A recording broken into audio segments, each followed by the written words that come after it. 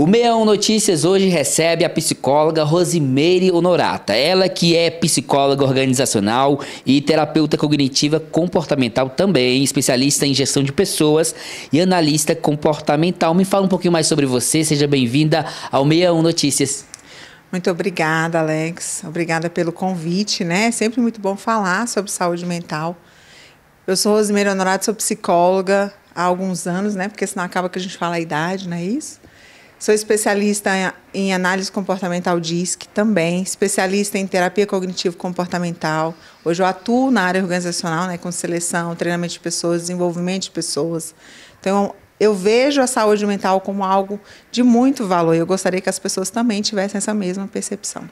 E é isso aí, ela já revelou o nosso tema, a gente traz ela para uma discussão, né, uma conversa, um papo sobre saúde mental. Isso porque nós estamos em outubro, um mês esse mês que incentiva o cuidado à saúde mental. E é uma curiosidade, você veio de branco.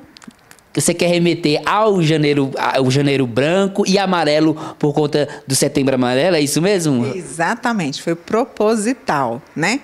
Para que nós possamos falar da saúde mental não só em janeiro e não só em setembro e não só em outubro, que é quando fala da saúde mental, que nós possamos falar todos os dias, toda hora, a todo momento. Por quê? Porque as pessoas que estão em sofrimento mental, você pode encontrar a qualquer momento.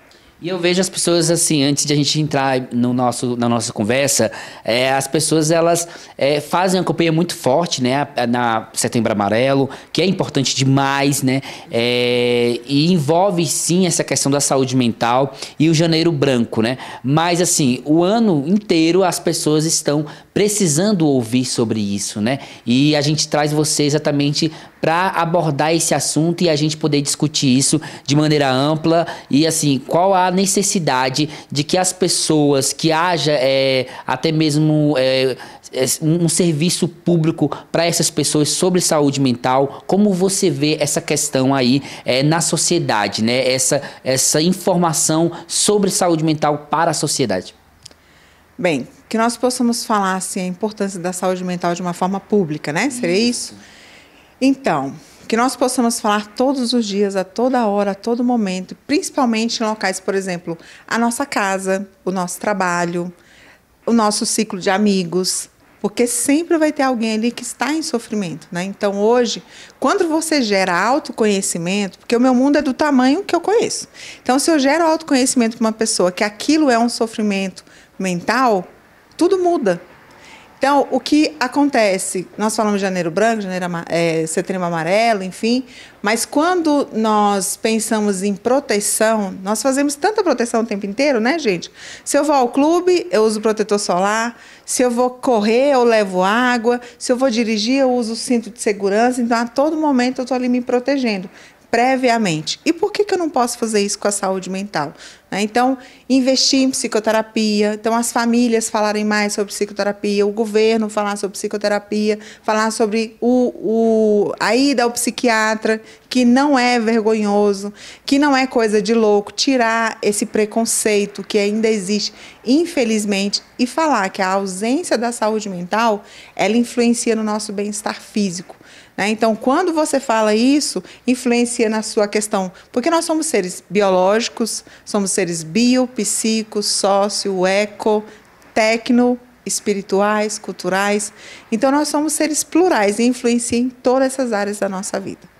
E agora sim, para a gente poder identificar os sinais, né, de uma pessoa que está sobrecarregada emocionalmente, como que a gente pode identificar esses sinais? A gente sabe que as pessoas, elas hoje em dia têm vários comportamentos, esses comportamentos eles podem ser lidos e principalmente por um especialista como você, uma psicóloga como você que tem bastante experiência, entende sobre o assunto, pode nos dizer sobre esses sinais para que até a gente mesmo possa estar atento a quem está à nossa volta e poder ajudar de alguma forma.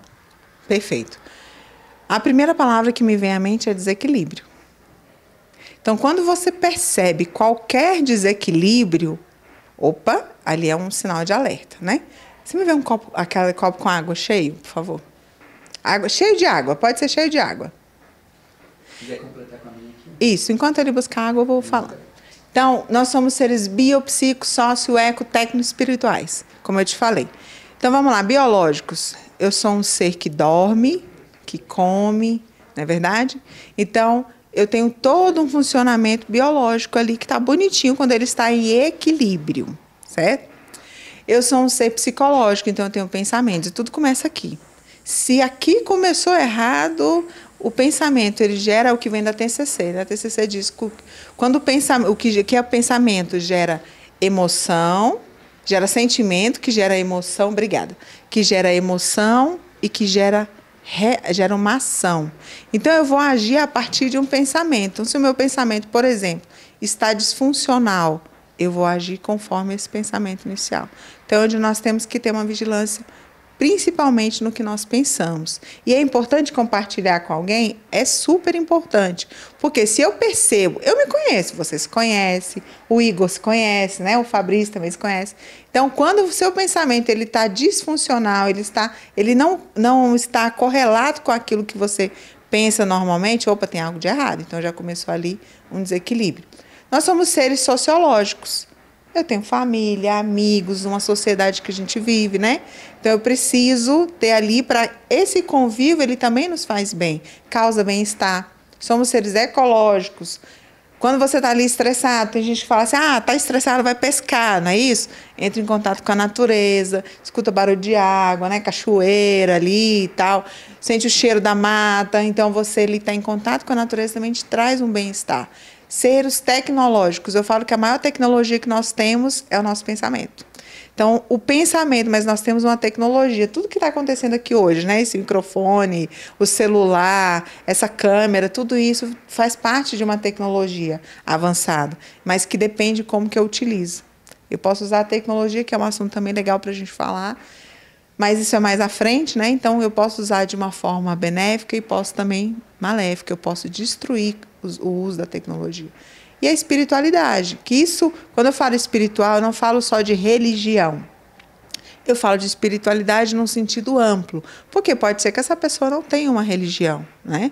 Mas que ela tenha algo que ela acredita que seja maior do que ela, que seja superior a ela.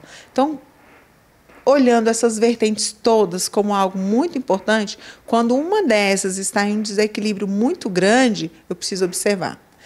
Por que eu pedi o copo com água cheio? Segura esse copo com água para mim, por favor. Tá tranquilo, não tá? Tranquilo. Tranquilo para você? Sim. Tem o quê? Tem o quê? 3, 4 segundos, 5, 6 que você está segurando esse copo? Sim. Então tá tranquilo. Mas se eu pedisse para você ficar o dia inteiro sentado com esse copo aí e o microfone aqui? Eu já tô cansado com o microfone, imagina com os dois. Aí o que eu posso dizer? Você é preguiçoso. Como é que você não dá conta de ficar 2 horas com esse copo aí segurando? Porque você é preguiçoso. Aí você fala, Rosa, é porque eu estou cansado. Não, você está procrastinando. Não, Rosa, eu estou esgotado. Você me deixou 2 horas segurando esse copo. É assim o sofrimento físico e emocional. Se for o físico, é o overtraining. É quando o meu corpo já não aguenta mais, né? Por exemplo, fui lá para a academia, treinei 3 horas, 5 horas. Essa não sou eu, infelizmente, ainda, né? Eu não sou essa máquina na academia, mas preciso. Então, o overtraining é quando dá esse excesso físico, seu corpo fisicamente ele está muito cansado. E quando há o cansaço, o esgotamento também emocional e físico, nós podemos falar do burnout, né? Que está muito ligado ao trabalho, que é algo que a gente fala hoje dentro das empresas, a gente fala, tem alguém que se identificou ali, né? Eu acho. Então, o burnout é esse esgotamento físico, mental, que às vezes é confundido com o quê? Você está procrastinando para fazer algo. E aí vem o quê para essa pessoa? Uma culpa. Caramba, eu não consigo fazer meu trabalho direito, eu não consigo dormir. E aí vem sintomas físicos, emocionais, enfim, sociais também. Por quê? Porque aumenta nessa pessoa, vamos lá, questão física, aumenta sintomas físicos, fadiga, dor de cabeça, cansaço, dor muscular. Então, o intestino dessa pessoa muitas vezes não funciona direito, ou então ele está desarranjado de uma forma, ou está preso.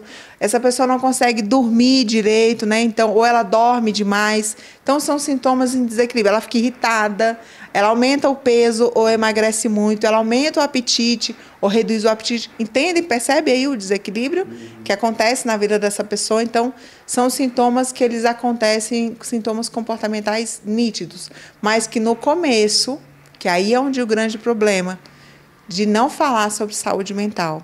As pessoas só buscam auxílio para a saúde mental quando elas estão em crise ou quando a situação está crônica. Em 2016 para 2017, nós tivemos uma média de 11 milhões de pessoas com depressão. E você com qual? Eu tô deixando aqui, eu tô esperando ela... Eu vi a mão tremer, agora eu tirei. Eu tô esperando ela concluir. Eu já ia pedir ajuda, né? Mas é literalmente para mostrar a situação vulnerável que a gente fica em relação a isso, né? O emocional, ao físico, no caso aqui que eu tava. E assim, acho muito interessante tudo que você está falando, algo que realmente a gente convive no nosso dia a dia, né? Esses tipos de sinais, comportamentos que a gente convive no dia a dia. E assim, até mesmo esses sinais, essas dicas que você está dando pra gente... Eu falei só dos físicos. Só dos físicos, né? Que é o que eu tava sentindo aqui. Hoje eu não vou nem pra academia depois dessa. Já malhou, já segurou aí o copo. Já... Você fala, não, eu fiquei ali 2 horas segurando um copo, então eu já malhei, tô ótimo. Malhei braço. Mas isso aqui é uma brincadeira e tal, mas quando a gente traz para a realidade, o seu corpo físico, ele começa a dar sinais, que são esses sinais físicos que eu falei ainda há pouco.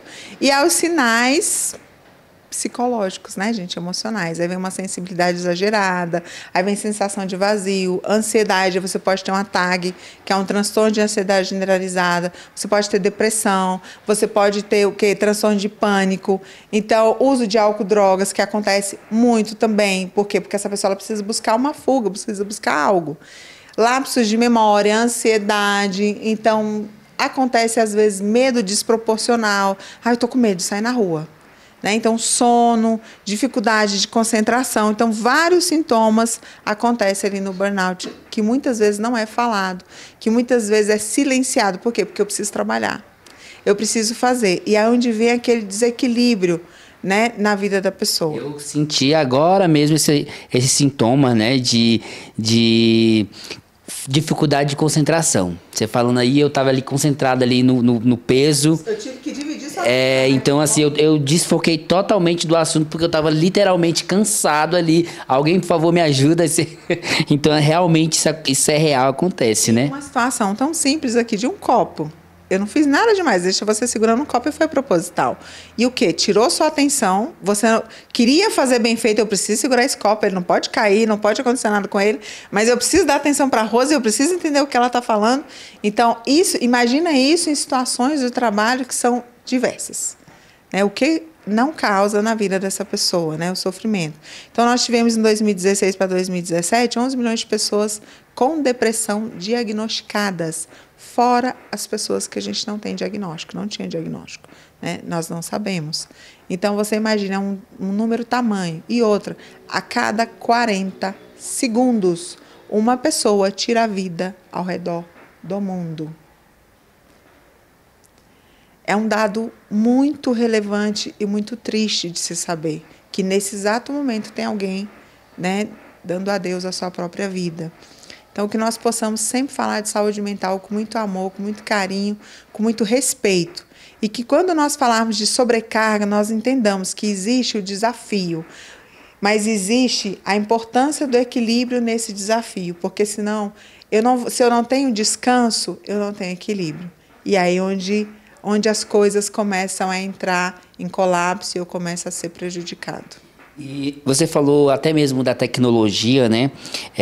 Que pode afetar de alguma maneira, trazer estresse ou ansiedade, a depressão, através desses meios tecnológicos, talvez redes sociais, né? Mas a gente também teve algo no mundo, né, que causou grande impacto, né, que foi a chegada da pandemia. Como foi gerado esse aumento, né, da ansiedade nas pessoas, né? Quais os motivos, o que desencadeou realmente isso nas pessoas depois da pandemia? O que você acredita por que foi gerado toda essa ansiedade, esse aumento do número de pessoas depressivas depois da pandemia? Ok, vamos lá. As redes sociais, as mídias sociais, elas nos favorecem muito, mas gerou um mundo muito imediatista. Se eu mando uma mensagem para você agora, o que eu espero? Que você me responda agora. E esse imediatismo gerou em nós o que? Uma ansiedade. já um pouco, bem antes da pandemia, né? Então, já foi gerando esse imediatismo. Mandei um e-mail para o Alex. Nossa, ele nem respondeu ainda. E quando veio o WhatsApp, que facilita muito a nossa vida, é uma bênção na nossa vida, mas ele gerou esse imediatismo, porque muitas vezes as pessoas não entendem que aquelas pessoas, elas têm uma vida à parte, né? Então, quando veio a pandemia em 2019, o que aconteceu? Nós tivemos um aumento de 25% desses sintomas. Porque o que acontece? A pandemia ela gerou comportamentos muito diversos, muito diferentes. Então, era um isolamento acabava que eu estava dentro da minha casa, mas eu estava isolada. Eu não podia sair. A nossa cultura é uma cultura da proximidade. Nós gostamos de estar próximo das pessoas, né? Nós gostamos de estar na rua, de encontrar pessoas, de encontrar os amigos. Então, imagina ali, de uma hora para outra, você não pode sair de casa, você não pode encontrar as pessoas que você ama, você não pode sair para o seu trabalho, você tem que usar máscaras, você tem que usar álcool, você tem que se proteger. E detalhe, se proteger do quê? Que a gente nem tinha conhecimento ainda. O que era o coronavírus, o que eram aquelas cepas, né? Tudo aquilo que aconteceu. Então, isso causou um caos. A minha casa virou um escritório. Por quê? Porque eu não posso sair para o meu escritório. A minha casa virou um escritório. Então, agora eu preciso encontrar com meu marido. Teve casais que se separaram. Por quê? Porque não conseguiram conviver tanto tempo juntos. Então, acontece que pais tiveram que encontrar os filhos. Alguns benefícios eu falo que a pandemia trouxe. Pais tiveram que encontrar os filhos que antes não davam atenção na escola, que não conversavam, né? Pessoas que não valorizavam, às vezes, o fato de encontrar um familiar. Tiveram que valorizar isso. Nossa, eu não posso ver minha mãe, eu não posso ver minha avó, eu não posso ver minha tia. Só pelo vídeo, a tecnologia nos facilitou muito isso, né? Aumentou o uso da tecnologia. Exatamente. Então, as pessoas começaram a comprar muito computador, câmera, microfone, tudo. E também passaram a se capacitar. Porque se eu tinha preguiça de usar meu computador, a minha câmera, minha ring light, tudo, eu tive que me capacitar porque eu fui obrigada a isso. Então, alguns benefícios eu vejo nesse sentido, né, da pandemia. Mas tivemos algumas questões emocionais que foram prejudicadas. Aumentou medo, ansiedade, tristeza, incertezas, né? Então, as dificuldades de laços sociais, porque se eu conhecer uma pessoa, eu não poderia nem encontrar com ela, só por vídeo, por telefone. Então, hoje nós temos muitas pessoas que elas só conseguem se relacionar dessa forma, de uma forma mais tecnológica. E nós tivemos um aumento de TAG, né, que é transtorno de ansiedade generalizada, mais em mulheres, TAG e depressão. E nós tivemos transtorno de déficit de atenção e hiperatividade e uso de álcool e drogas em homens, tá?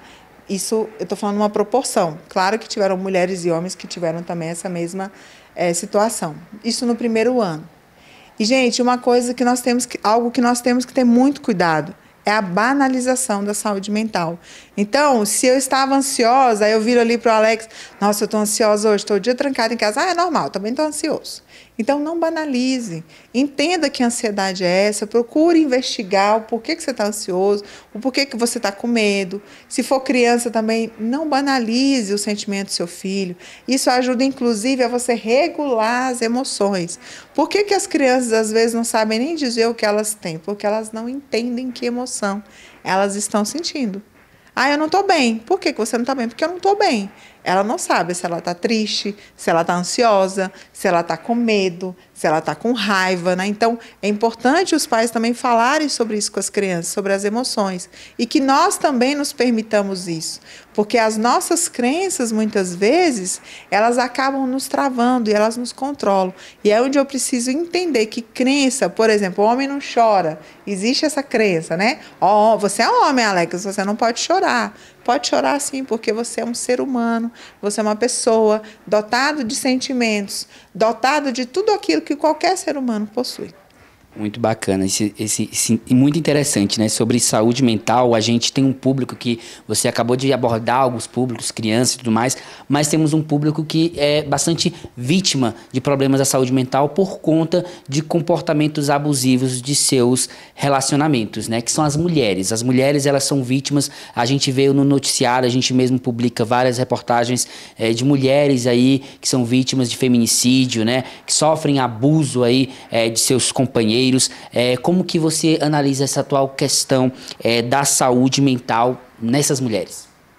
Perfeito. Antes disso, eu queria fazer novamente uma demonstração com você. Posso? Show de bola, Eu vou cadê? precisar riscar seu braço. Me empresta aqui os 3 mãos. Você abre para mim, por favor? Pode abrir. As 3? Pode abrir os 3. Fica tranquilo que dessa vez você não vai ter que ficar segurando nada, tá? Eu acho importante demonstrar porque exemplifica, né? Colocar aqui esse band-aid. Pode abrir os 3. Pode segurar. Pode. Segura.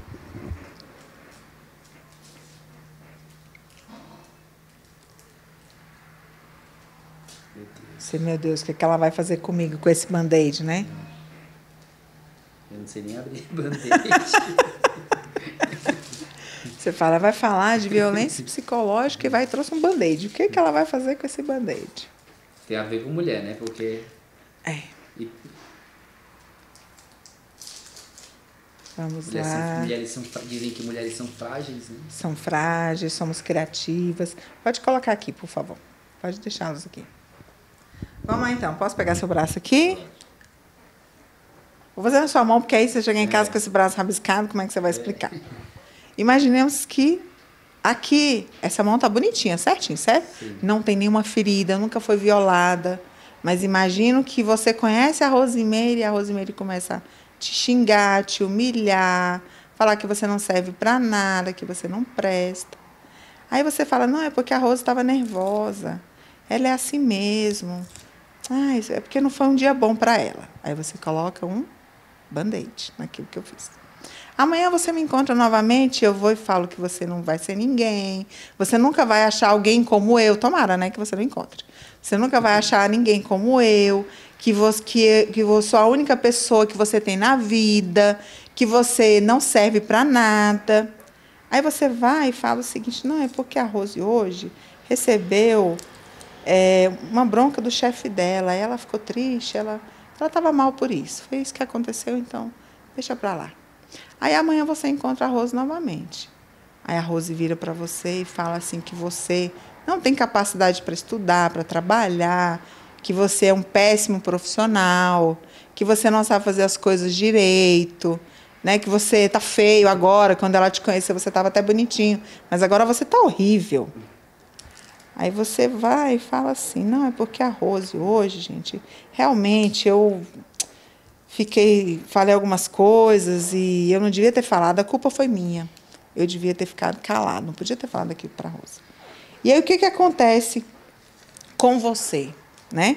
O que acontece com o Alex? A agressão física, agora você vai ter que ficar com o braço aqui. Imagina que isso aqui é a sua dor psicológica. Ninguém está vendo, mas você está vendo. Assim é a violência psicológica. Diferente da física, ela não aparece no raio-x.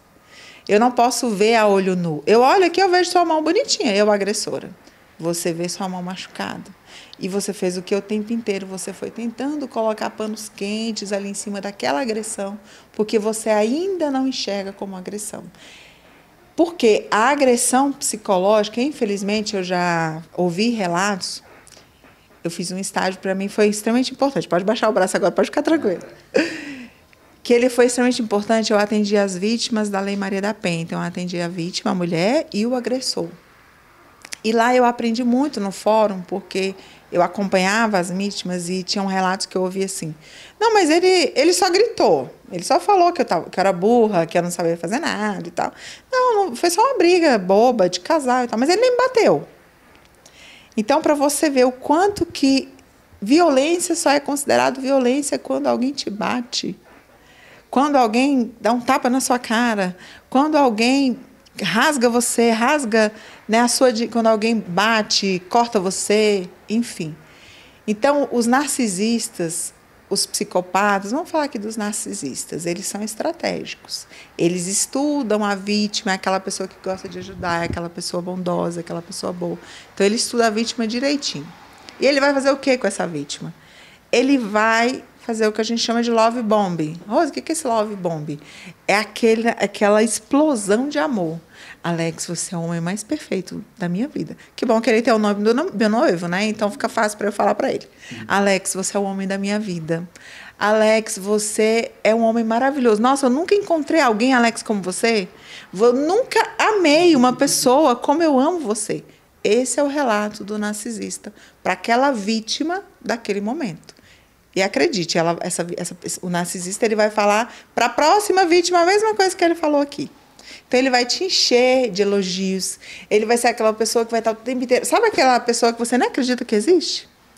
Mas aí, com o tempo, vamos lá, 3 meses é o tempo da paixão, não é isso? É o tempo que a gente está ali apaixonado, conhecendo, que a gente não vê defeito, né? Assim, Alex? Sim. Que a gente não enxerga defeito no outro, enfim. Mas, quando eu começo, a partir dos 3 meses, eu começo a observar. E aí, naquele momento onde você fala para mim assim, Rose, vamos no aniversário da minha amiga... Ah, não, meu amor, vamos ficar aqui só nós dois, aqui em casa, eu queria curtir você e tal. Então você pensa, ela só quer ficar comigo, né? Porque existe narcisista mulher também, tá? Não é só homem, não. A Rose quer ficar comigo, então eu não vou para o aniversário da minha amiga. Passou os 3 meses, dali um tempo, é onde vem a red flag, é onde você tem que começar a ficar atento, observar as falas, o comportamento.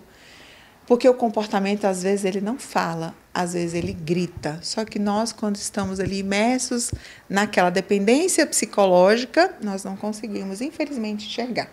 Tá? Então, o que aconteceu ali naquela situação? Aí eu vou e falo assim, daqui a um tempo você fala, vamos no aniversário de outra amiga? Passados os 3 meses, né? Você já está bem apaixonado, acredita que eu sou a mulher da sua vida, que nunca você vai encontrar alguém assim, tão perfeita, tão maravilhosa. Aí eu falo assim, de quem? Daquela sua amiga? Aquela que não vale nada? Aquela que se joga para todos os homens? E aí você começa, não, meu amor, eu tenho cuidado com o que é meu. Não vamos para lá. Não. Então, o que o narcisista ele faz inicialmente? Ele começa a cercear amigos, família, ele começa a colocar você em uma bolha, em um verdadeiro isolamento, onde só existe você e ele, porque ele te ama. Viu? Eu te amo. Então, é só você e eu. Você não precisa de mais ninguém. Só a mim que você precisa. Então, é onde a gente começa a ter que observar essas red flags. Claro que se, de repente, aquela sua amiga é uma pessoa que não tem uma reputação tão apropriada, digamos assim, né? Você vai observar, vai analisar, enfim. Mas quando você começa a observar esse comportamento exagerado, começa a ter cuidados. Só que o que a vítima faz? Ela começa a maquiar essa realidade. Igual a mulher quando está com uma espinha, quando está com uma mancha no rosto, coloca maquiagem e parece perfeita. Então, ela começa a maquiar. Não, ela é perfeita. Eu conheci aquela pessoa, por quê? Porque a vítima, ela fica presa àquela imagem perfeita que ela construiu daquele indivíduo. Então, o pensamento dela, né, aquele gatilho sempre vai ser o principal, vai ser a pessoa melhor, que ela se apega àquilo ali. E aí vem a violência psicológica, primeira coisa, a manipulação. Então, eu quero sua senha. Alex, passa para mim, meu amor, sua senha. Eu vou te dar minha senha, tá? Do Instagram, do celular. Você vai ter minha senha para tudo. Porque, Alex, a gente precisa ter um pacto de amor, você não acha interessante? Então, a vítima ela vai fazer com que você comece a abrir portas para que ela tenha acesso em tudo na sua vida. Aí vem esse pacto do amor, né? O isolamento social, família, amigos, vai privando. Então, ela começa o agressor começa a monitorar as suas ações. Alex, você está onde? Eu estou fazendo uma entrevista com a Rose, a psicóloga. Quem é Rose? Por que você ainda está aí com essa Rose? Não acabava às 18 horas? Já são 18h01. Por que você ainda está com ela? Daí você vai para onde? Não, eu vou lanchar. Vai lanchar onde? Então, assim, começa a ser um monitoramento, mas de uma forma muito invasiva, sufocante, entende? E a pessoa começa a perceber, mas ela não quer perder aquilo dali, aquele amor que foi encontrado. E o outro sempre, o agressor sempre vai partir como se fosse um cuidado, como se fosse um grande cuidado com você. E aí onde a pessoa vai só se apegando e vai continuando naquela história. E vem o que é a humilhação, a desvalorização. Menospreza, você humilha a vítima, ridiculariza perante amigos, família, no privado também, em casa, ela começa a ridicularizar aquela pessoa. Nossa, Alex, você está ficando velha, hein? Estou vendo uma barba branca aqui, um pelinho branco aqui em você. Você está engordando. Você era mais bonitinho. Você agora nem se arruma. Então, começa a ridicularizar essa pessoa. E aí, o que esse agressor vai fazer? O gaslighting. Vai começar a fazer você duvidar daquilo que você até falou, pensou, vai distorcer a sua fala. Se você falou, Rose, eu vou na casa da minha família, mas eu não quero que você vá comigo. Aí eu viro para você, pois é, eu estou me arrumando, por que eu vou com você na casa da sua mãe? Ah, mas eu falei que eu não quero que você... Como assim, Alex? Você falou, Alex, que você queria muito que eu fosse com você para a casa da sua família? Agora você está me humilhando. E aí é onde muitas vezes o agressor se vitimiza. E aí você começa a duvidar. O gaslight é isso. Gente, será que eu falei mesmo que eu queria que ela fosse? Então, ele faz com que a vítima comece a duvidar daquilo que ela mesma disse. E é onde ela começa a achar que faz tudo errado, a vítima acha que faz tudo errado, que ela nunca vai encontrar alguém. Vai encontrar alguém, tá? Já digo para você, você vai encontrar alguém. E com certeza alguém muito melhor. Vai dizer para essa vítima que ela não serve para nada, e é onde essas pessoas, muitas vezes, elas param de trabalhar, elas param de ter relacionamento com a família, elas param de encontrar os amigos, elas param hobbies, e a primeira coisa que começa, elas param o autocuidado. Então, você vai usar esse vestido. Ué, por que você vai se arrumar todo assim, Alex? Você vai para onde? Ué, eu vou para o trabalho. Para que você está indo todo arrumado? Para que você tomou banho e arrumou seu cabelo aí? Não. Aí a pessoa começa a cercear você para que você... Ah, eu não posso nem me arrumar muito. Não, tá bom, eu vou com essa roupa aqui, vou de uma roupa mais simples. Ou então eu não vou arrumar meu cabelo. E aí é onde essa pessoa vai perdendo o autocuidado. Tá? Interessante, né? Que as pessoas às vezes estão acostumadas a lidar com agressões, aliás, a se manifestar diante das agressões quando são físicas, né? Sim. Mas aí você falou do ponto importantíssimo. Esse é o autocuidado, tanto físico quanto psicológico também. Quanto social, essa pessoa vai perdendo tudo isso. E essa agressão contra as mulheres, principalmente esse público aí que sofre bastante, ela começa no psicológico, afeta várias situações, né? E como você falou, da autoestima da pessoa, sim, do autocuidado e a autoestima, assim, como essa vítima, ela tem a sua autoestima afetada, né? A confiança e a saúde mental dela, como que essa violência, ela pode afetar a autoestima de uma mulher, por exemplo. E como afeta, Alex, e como afeta, né? Então, por quê? Porque se a vítima tolhe o outro ali de se arrumar, de se cuidar, de arrumar um cabelo, de fazer uma unha, de colocar uma roupa bonita, de tomar um banho, de fazer uma maquiagem.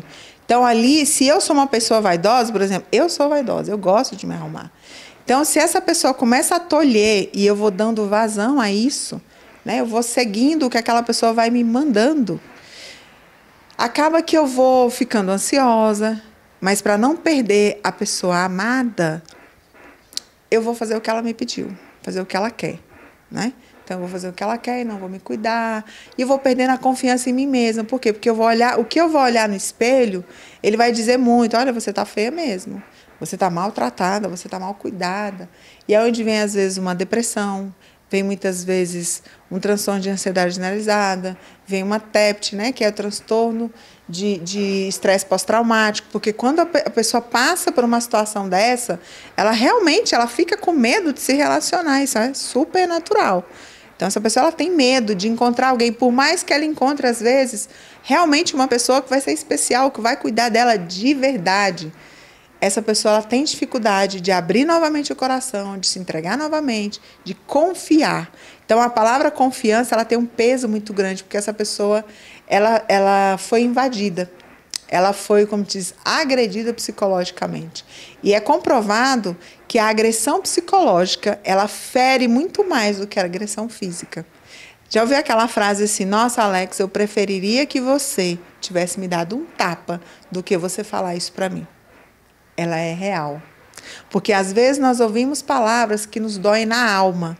E, às vezes, você dá um tapa que... Não pode dar tapa, não, tá, gente? Não que um tapa, ele não doa. Mas a agressão psicológica, ela marca muito. Porque ela fica ali na mente, no pensamento. Ela marca demais. E, às vezes, a pessoa ela começa a sentir o quê? ela fica hipervigilante, aí ela sente medo, aí aumenta a adrenalina, aumenta o cortisol, então vem o que é o hormônio do estresse, então ela fica ali hipervigilante o tempo inteiro, esse cortisol vai aumentar o tempo inteiro. Imagina você conviver com alguém que ela falou que vai te matar. Olha, se você dormir, Alex, eu vou te matar.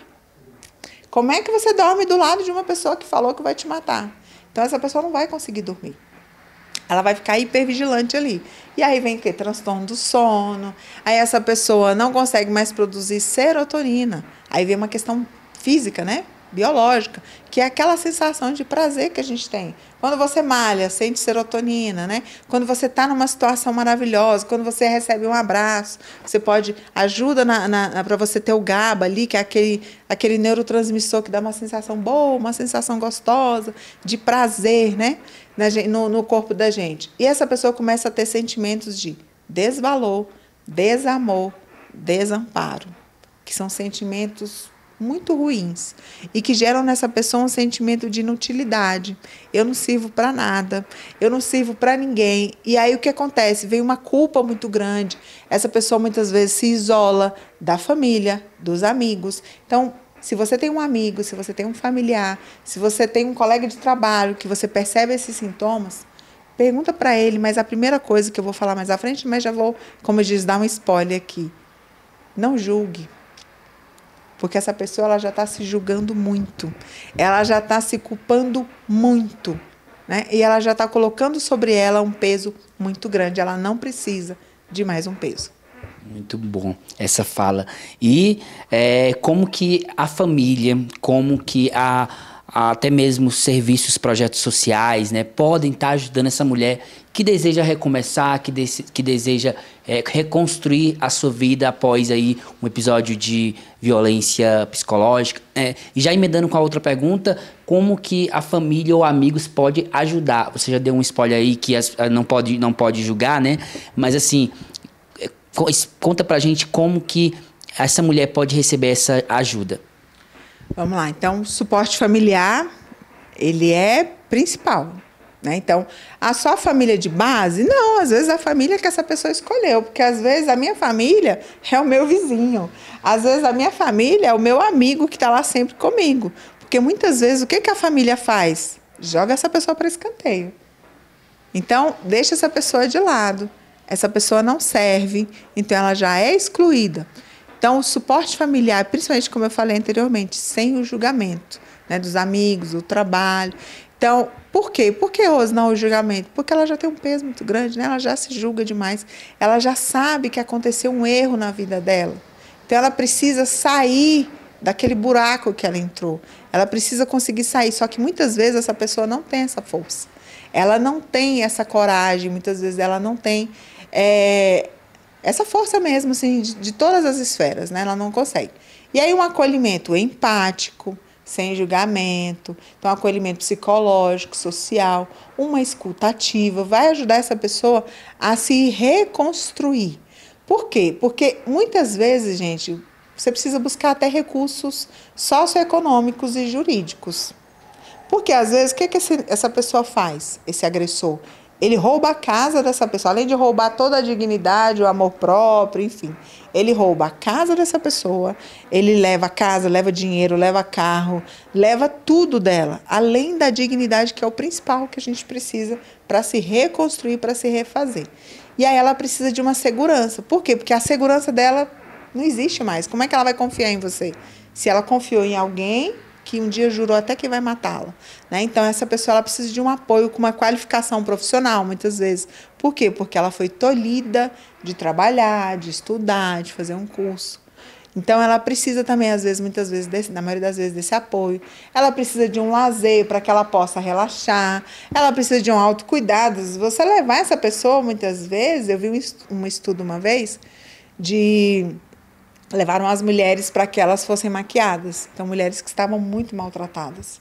E eles colocavam maquiagem, cortavam o cabelo, faziam as unhas. Então, elas saíam dali outras mulheres, né? Então, elas se sentiam mais felizes, mais empoderadas, bonitas, né? Elas se sentiam muito bem naquele momento ali. E estar bem é um estado, é um sentimento que envolve muito as nossas emoções, que a gente precisa buscar ajuda, seja num psicólogo, seja num psiquiatra. Ah, eu não vou para psiquiatra, não, que vergonha, vou nada, vou no psicólogo, não, isso é coisa de louco. Primeira coisa é a gente tirar esse preconceito, como eu falei inicialmente, né? Desmistificar isso. Por quê? Ninguém fala de uma pessoa que é cardíaca. Ah, coitada, é cardíaco. Ah, nossa, você viu? Ela é diabética. Ninguém fala disso. Agora, quando você fala de uma pessoa que está com depressão, coitada, ela está com depressão, oh, meu Deus, é louca, tem ansiedade, tem TAG, é louca ela. Ah, tem esquizofrenia, ih, piorou. Então, que nós possamos respeitar as doenças mentais, os transtornos mentais, como nós respeitamos quaisquer doença. E que nós possamos também respeitar os diagnósticos. Porque, às vezes, se eu falo para você, olha, Alex, pelo que você me falou aqui, eu acho que você está perto de uma síndrome de burnout. Ah, tô não. Mentiroso. Eu não tenho nem tempo, eu já ouvi muito essa frase. Eu não tenho nem tempo para ter depressão. Eu não tenho... Gente, a depressão ou qualquer outro transtorno não escolhe a pessoa, tá? Ela não escolhe classe social, idade, raça, cor, etnia, não escolhe nada disso. A doença mental, ela acomete quaisquer pessoa. Então, aí onde nós precisamos ter um cuidado prévio muito maior. Então, um caráter preventivo, ele nos ajuda muito, né? Então, direcionar muitas vezes essas vítimas para a delegacia especializada, as DEANs da vida, né? Vou falar outros depois, porque às vezes são necessárias medidas protetivas. E direcionar essa mulher para que ela possa, muitas vezes, buscar uma renda, para que ela possa se sustentar. Por quê? Porque a dependência dela financeira, muitas vezes, era totalmente daquela pessoa. E é onde, às vezes, essa pessoa começa a se apoiar. Alex, mas por que você não larga a Rose? Não, é porque a Rose é que sustenta a casa, a renda maior é dela. É porque você, muitas vezes, não consegue sair daquela relação, né? Por conta de uma dependência emocional que existe, tá, gente? A codependência emocional, a dependência ou dependência psicológica, são usados esses dois termos. A pessoa, ela tem comportamentos que nós chamamos de, em estudos cerebrais, comportamentos adictivos, né? Ou seja, semelhante, tá, gente? Não é usado esse termo, mas é semelhante a uma pessoa quando ela usa droga. Ela precisa, porque o dependente emocional, ele precisa da validação do outro. Eu só sou feliz se o Alex estiver feliz. Se o Alex estiver triste, eu estou triste também. E ela começa a não conseguir lidar quando o outro a rejeita. E ela vai atrás, é onde essa pessoa tem comportamento compulsivo, obsessivo e impulsivo, igual uma pessoa que usa droga. O que as pessoas que usam droga, muitas vezes, elas fazem? Elas vendem os móveis da casa, elas pegam dinheiro com pessoas que elas nem poderiam pegar, para que ela tenha aquele objeto de desejo que gera sensação de prazer. Mesmo porque, geralmente, na maioria das vezes, e todas as vezes, na maioria das vezes, essa pessoa, inicialmente, ela gerou muito prazer. Então, esse namoro com a Rose, no início, foi muito bom. A Rose era uma pessoa alegre, ela te trazia só sensações maravilhosas. Então, a pessoa que tem dependência emocional, ela fica aprisionada àquela sensação inicial, porque ela precisa daquela sensação. E ela vai se enredando e não consegue sair. Estou falando de uma forma muito mais ampla, né? Claro que são questões muito mais específicas, mas de uma forma mais ampla seria isso. E é importante quando você consegue, mesmo que em pequenos detalhes, identificar isso no começo, para que essa pessoa não venha se afundar muito mais. Muito bom. Então, além da ajuda dos familiares, dessa rede de apoio, projetos sociais que você bem mencionou, a gente tem alguns programas, né, de políticas públicas, como delegacias, né? E eu gostaria que você trouxesse aqui alguns canais que essas mulheres possam estar recorrendo, né, diante aí de ameaças, né, de violências psicológicas ou físicas, onde ela pode estar procurando ajuda realmente dentro ali das políticas públicas. Sim, nós temos, por exemplo, o canal 180, que é um canal 24 horas, onde as mulheres podem, né? As vítimas de violência contra a mulher, qualquer tipo de violência, física, psicológica, né? Então, assim, violência sexual, que também é um tipo de violência. A Rede Cegonha, né? Que é agora a Rede Aline, então ela faz a atenção da saúde da mulher, da criança, desde o o nascimento dessa criança, desde o pré-natal até o puérpero, o protocolo SUS, né, de atendimento à violência sexual.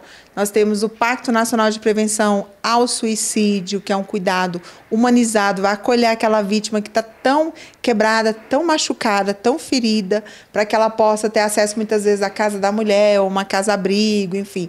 A PNAISM, que é Política Nacional de Atenção Integral à Saúde da Mulher. Então, nós temos todos esses canais e acredito que vários outros também, mas eu trouxe esses para poder demonstrar aqui como algo muito importante para que essas mulheres possam buscar as DEANs, né, as Delegacias de Atendimento à Mulher, são delegacias especializadas, onde essa mulher vai ser ouvida. E é importante um suporte. Então, muitas vezes, que essa mulher não vá sozinha à delegacia, se ela tiver alguém, que ela vá e ali com aquele amigo, com aquela pessoa, que ela denuncie, porque a violência, ela precisa ser denunciada. Infelizmente, muitas mulheres, elas se acovardam, não porque elas são covardes, mas porque elas não conseguem sair daquela situação, né? Hoje nós temos, então, o X, né, que muitas mulheres fazem na mão, dizendo que estão sofrendo violência doméstica. Se você vê um xizinho lá, pegar um X, cadê a caneta? Fazer um X aqui na mão, você demonstra, a caneta acho que caiu. O xizinho na mão, assim, você demonstra que aquela pessoa, ela está sofrendo violência. Pode fazer aí na minha mão. Agora eu deixo você rabiscar minha mão. É minha vez. É sua vez. Então, esse xizinho aqui, se você vê ele na rua, significa que essa mulher, ela está sofrendo uma violência doméstica, né? Ela está sofrendo alguma violência. Então, que nós possamos estar atentos também, porque às vezes isso passa desapercebido. Então, que nós possamos ter esse olhar. Eu queria exemplificar vendo um vídeo que eu vi, mas claro, foi um vídeo assim, ilustrativo, mas eu achei muito interessante. Mostrou uma mulher que ela passou na rua, aí ela deixou, e ela mostrou o X para uma outra mulher na rua. E a mulher identificou. E chegou nela, e ela estava com o marido, suposto marido, né, no vídeo. Só que a pessoa que estava com o marido, ela sabia que aquilo era um teste. Era um testando a empatia das pessoas e o cuidado com as vítimas, né? E aí ela foi e mostrou o X, assim, e ela falava para a mulher, ele me bate. E conseguiu sair ali um pouco daquele agressor, falar para aquela mulher e saiu. E nisso, a moça que ouviu dizendo ela que bate, ela foi até o casal e falou assim, ela é minha prima. Tirou ela de lá e falou assim, a ele, ela é sua prima, mas eu não te conheço. Ela é minha prima e você nunca mais vai agredi-la, você não vai fazer isso com ela. E aí ele ficou assim, sabe, aquela mulher ficou extremamente irritada. E aí ela disse o seguinte, a mulher que fingia ter sido agredida, né? Aí ela falou bem assim, não, eu vou com você, prima, e saía com ela. Aí ela falou assim, não, isso aqui é um teste, explicou para ela e tudo. Aí chamou o homem, né, que fazia o papel do agressor, e falou assim, por que você fez tudo isso por ela se você nem a conhece? Ela falou, porque ela é uma mulher e ela é uma vítima de violência e eu não ia deixar você fazer isso com ela. Então, assim, a empatia, né, o gatilho da reciprocidade, da solidariedade que nós temos. Então, assim, ela falou, aquela mulher teve uma empatia muito grande com aquela outra naquele momento, mesmo sendo uma estranha. Então, que nós possamos também ter essa empatia pelo outro, mesmo que seja um estranho, que você possa acolher. Às vezes, gente, não precisa... Mas, Rosa, eu não sou psicóloga, eu não sou psiquiatra, eu não sou um especialista. Às vezes você faz uma escuta ativa, é só o que aquela pessoa precisa. Ela precisa ser ouvida muitas vezes e ela não tem um espaço de escuta. Então, que você possa muitas vezes, seja na sua casa, seja no seu trabalho, seja na sua igreja ou algum outro grupo social, na academia, que você possa ser, sim, um espaço de uma escuta ativa e empática. Muito, muito, muito bom. Essa conversa ela vai ficar disponível para você que é assinante aqui do nosso perfil, do 61 Notícias, para que você possa desbruçar em todas essas informações que a doutora Rosimeire Honorata. Sobrenome complicado, né? Exato. Mas, assim, perfeito, todos os seus colocamentos aí. E a gente quer finalizar falando sobre a saúde mental no sentido de desmistificar o que você já começou falando sobre questões, por exemplo, das pessoas terem esse preconceito de ir para uma terapia, né? De passar por um tratamento terapêutico ali, né? Com um psicólogo, por vários tabus que existem na sociedade em relação a isso, né? Conta pra gente como que a gente pode estar desmistificando isso, trazendo isso para a sociedade como algo mesmo que é importante. Exato.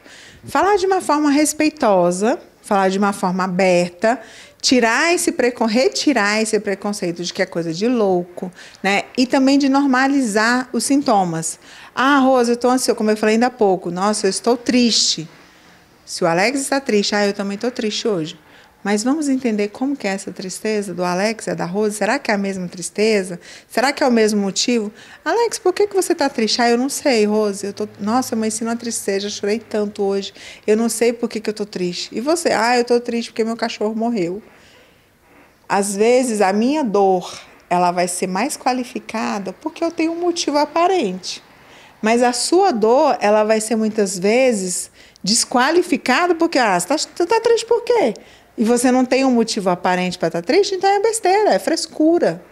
E não é frescura. A depressão não é frescura. A depressão, ela não é uma bobagem. A depressão é algo muito sério que precisa muito respeito, como qualquer outra doença mental. Então, nós precisamos direcionar essas crianças a falarem das emoções, como eu falei anteriormente, para ajudar nessa regulação emocional. Algo que tem ajudado muito, Alex, é o fato de celebridades falarem sobre doença mental.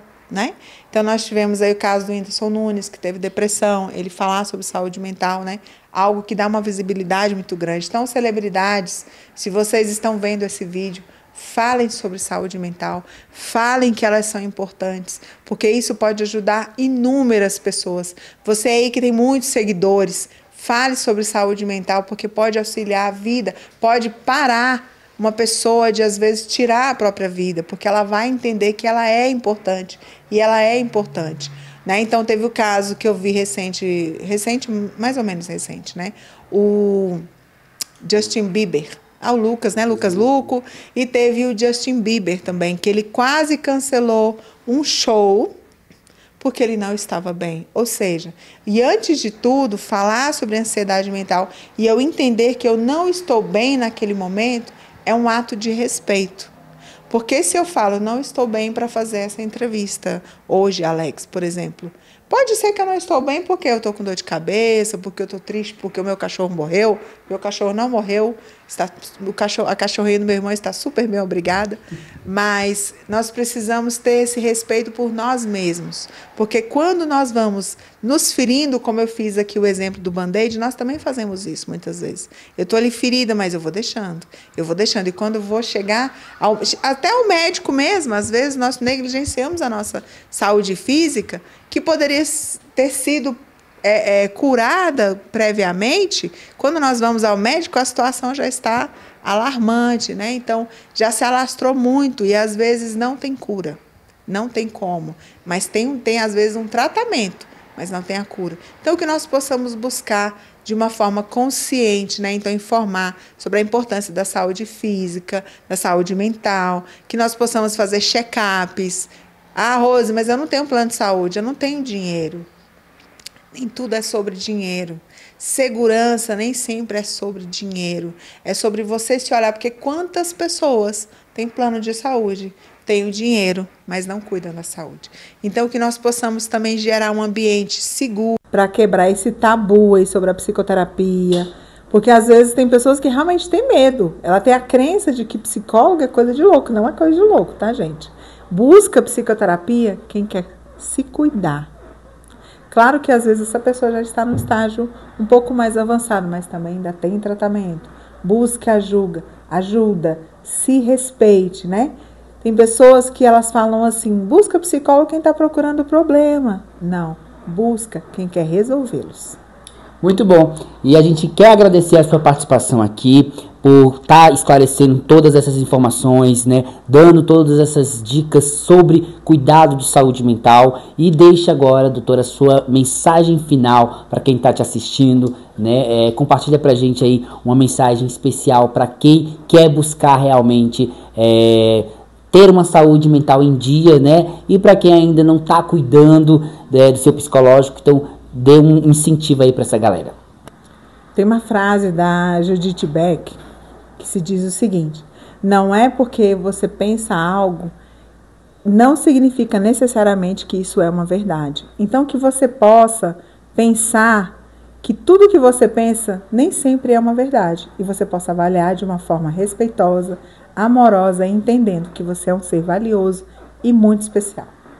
Muito bom, muito obrigado mais uma vez, doutora. Mion Notícias, mais uma vez trazendo especialista para falar sobre saúde mental. Dessa vez falar sobre saúde mental, né? A gente sempre traz especialistas aqui para falar sobre vários assuntos e hoje esse assunto tão importante. A gente agradece mais uma vez sua participação, está sempre de portas abertas aqui ao Mion Notícias, tá bom? Muito obrigada pelo convite, foi maravilhoso estar aqui, espero vir outras vezes e que mais pessoas também possam falar sobre saúde mental. É isso aí, para você que deseja saber mais informações sobre o que acontece no Distrito Federal e no mundo, acesse o nosso portal meonoticias.com.br. A gente fica por aqui.